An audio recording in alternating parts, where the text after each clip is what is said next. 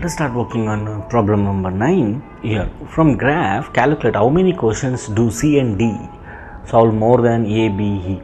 Right. So first of all, let us check out here how many questions they solved individually. So A is solved 4, right? Here they have mentioned here number of questions solved. A is solved 4, B is solved 8, C is solved 14, D is solved 10, right, and E is solved 8. Now let us check out C and D. C plus D, let me add it here. C is 14 plus D is 10, that is 24.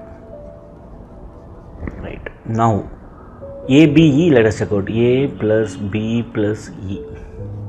Right. A plus B plus E. A is how much? A is 4 questions solved, B is 8 and E is 8. Let us add it here. 8 plus 8, 16 plus 4 is 20.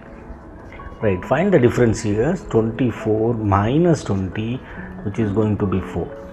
So C and D solved 4 more questions than A, B, E. So option B is the right one.